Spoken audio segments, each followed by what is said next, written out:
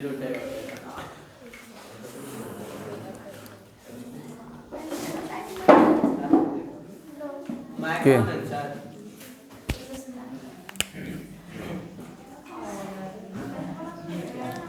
पहला अपना चैनल ना, आप लोग तो जानते हैं कि ना तो देखते होंगे और न तो सब्सक्राइब करते हैं, न तो शेयर करते होंगे, न तो लाइक करते होंगे। क्या क्या आप लोग विधाता ना। चलिए छोड़िए, अगर ठीक है अच्छा लगेगा करिएगा, ना भी लगे तो ना भी करिएगा, इसमें कोई पैसा मांगने की चीज़ नहीं है। ठीक है, अब सुनिए, साथ में लिखते चलना है। आपके पास मात्र 10 से 10 मिनट समय देंगे। ए लड़का सुना नहीं पड़ रहा रे, आवाज़ नहीं बोल रहे करने के लिए, शांत रहिए, चुप लिखिए। तो देखिए पहला क्वेश्चन की तरफ चलते हैं हम लोग। ठीक है, क्वेश्चन पहला है कि उत्तल दर्पण में आवर्धन का चिन्ह क्या होता है।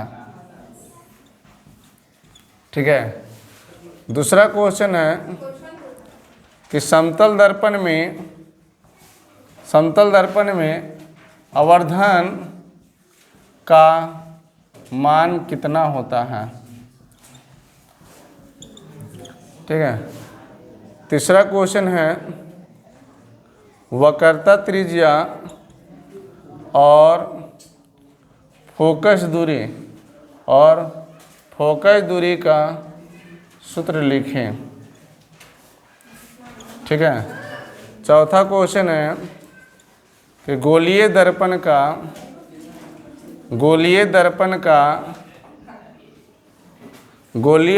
का सूत्र लिखें। ठीक है, क्या हो रहा है।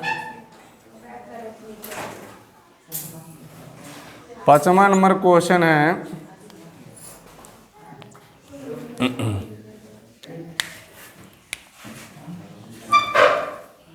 समतल दर्पण में वस्तु का प्रतिबिंब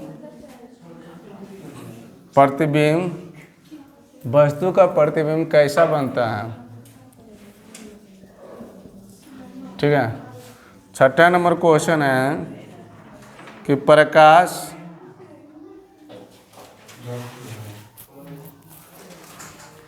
प्रकाश कैसी रेखा में गमन करता है। ठीक है, सातवां क्वेश्चन है कि गोलीय दर्पण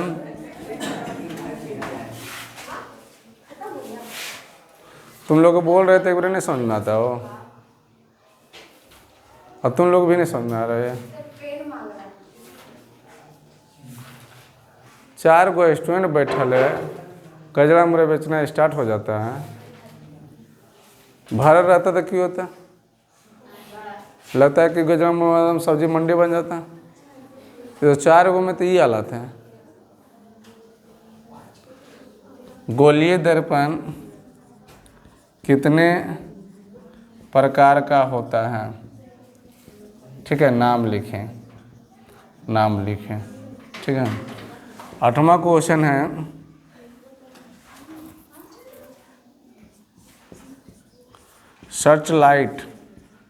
सर्च लाइट में किस दर्पण का प्रयोग होता है। ठीक है, 9वां क्वेश्चन है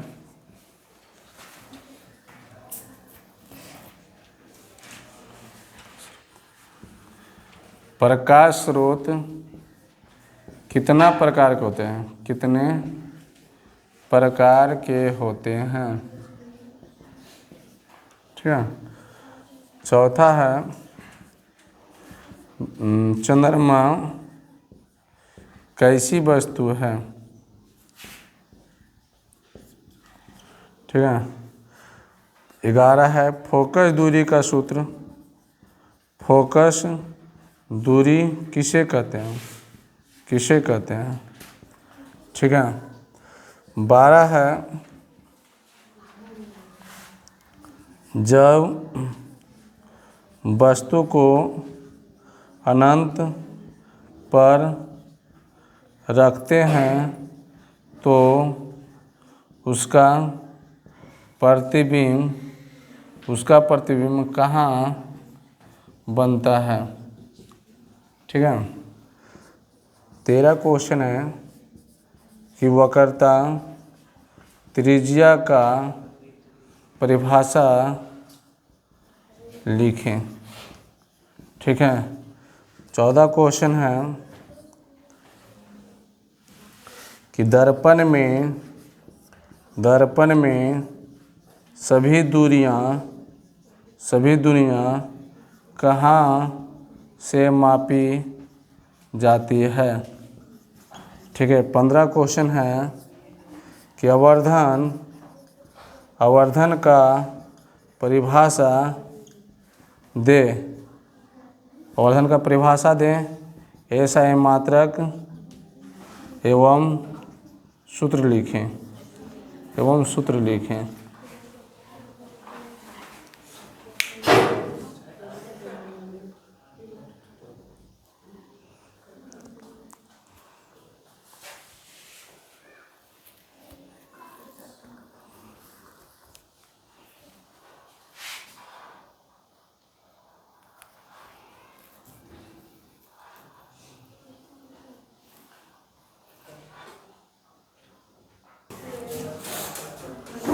चलिए, जो बनाए हैं सो बनाए हैं, जो नए बनाए सब सुन लीजिए।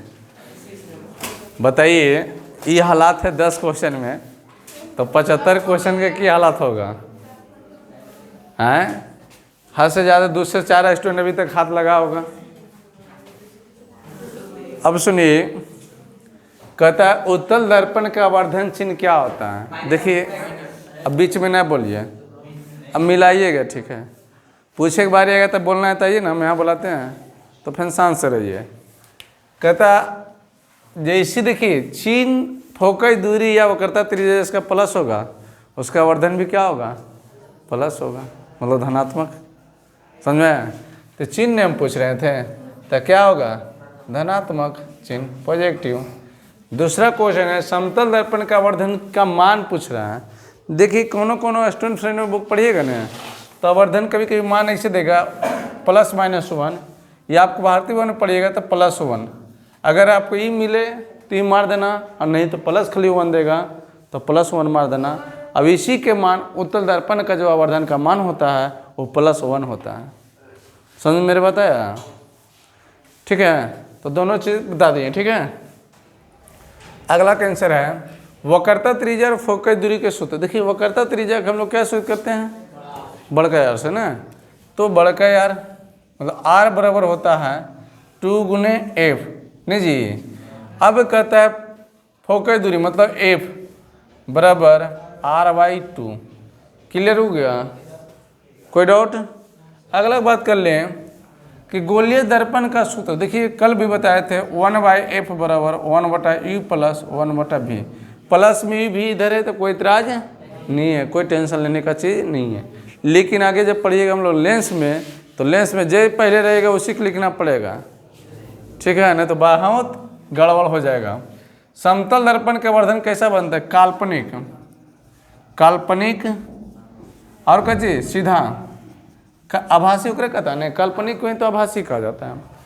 अगला क्वेश्चन है कि प्रकाश कैसी रेखा में गमन करता है, तो सीधी रेखा में। देखिए, आप लोग से कोई क्वेश्चन है, कौन वैज्ञानिक ने बताया था प्रकाश सीधी रेखा में गमन करता है?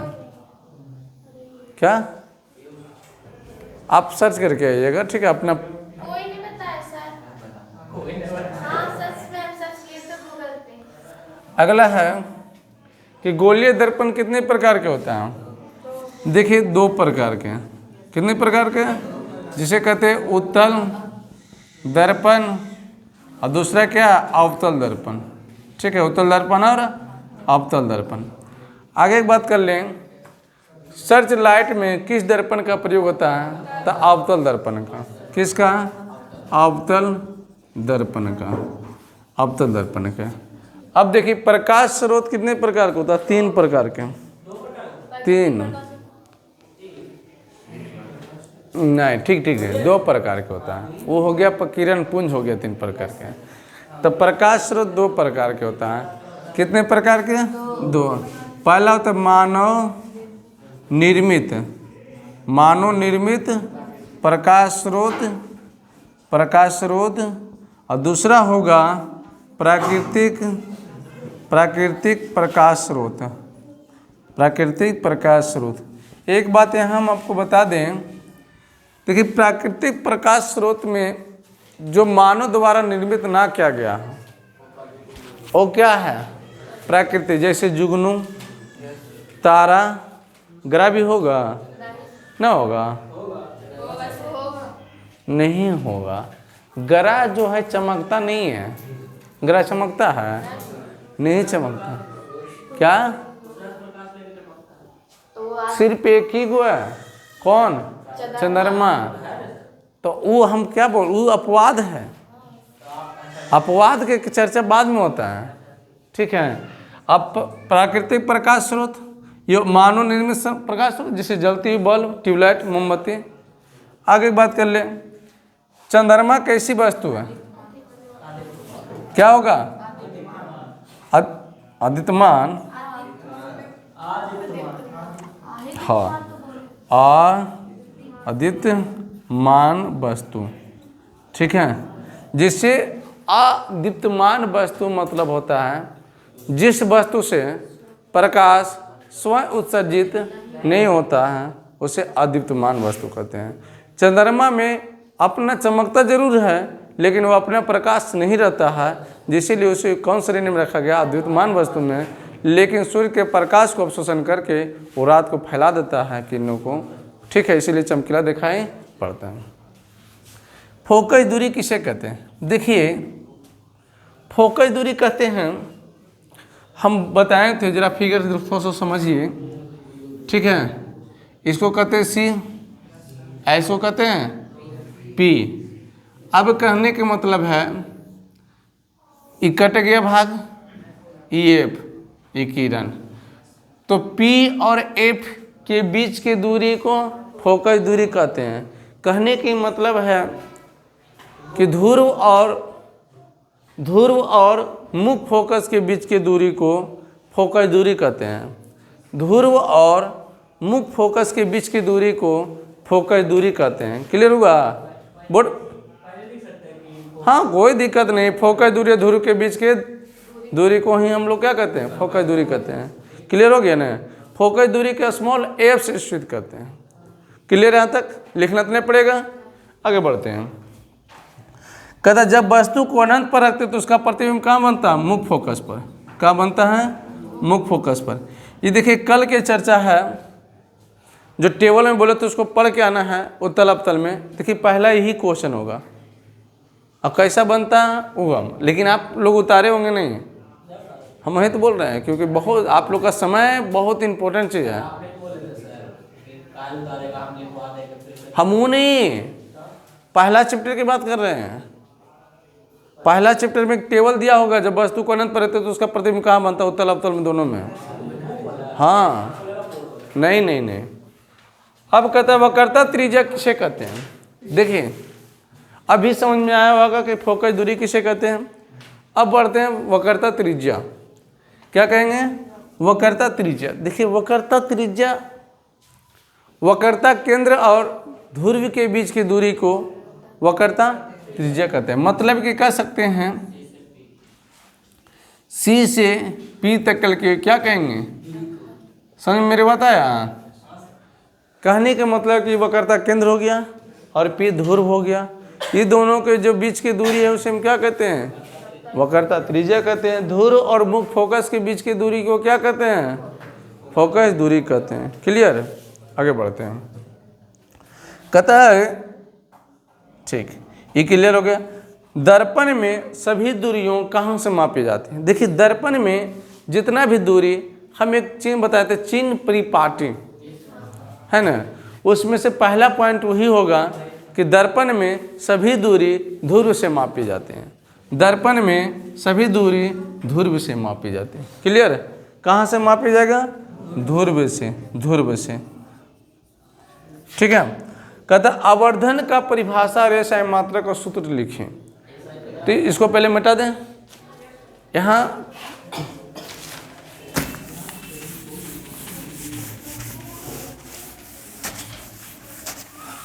अब देखिए, अगर बात रह गई आवर्धन के, तो देखिए आवर्धन जो होता है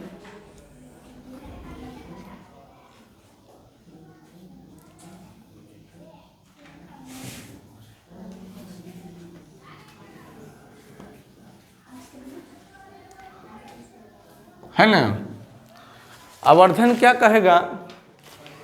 ये वस्तु है, ये प्रतिबिंब है। ये क्या है? ये वस्तु है और ये क्या है? प्रतिबिंब है। तो सुनिएगा कि प्रतिबिंब की ऊंचाई और आवर्धन, वस्तु की ऊंचाई, प्रतिबिंब की ऊंचाई, आवर्धन की बात कर लेना। ठीक है। आवर्धन के परिभाषा लिखना है। क्या बोलेंगे? प्रतिबिंब की ऊंचाई, प्रतिबिंब की ऊंचाई तथा वस्तु की ऊंचाई के अनुपात को क्या कहेंगे? आवर्धन कहते हैं। आवर्धन कहते हैं। का वैसी क्वेश्चन है, इसका ये सही मात्रक। देखिए, अगर बात कर ले हम लोग आवर्धन का सूत्र पहले। ठीक है। आवर्धन का सूत्र बराबर होता है प्रतिबिंब की ऊंचाई, प्रतिबिंब की ऊंचाई, ठीक है, और ये वस्तु की ऊंचाई, वस्तु की ऊंचाई।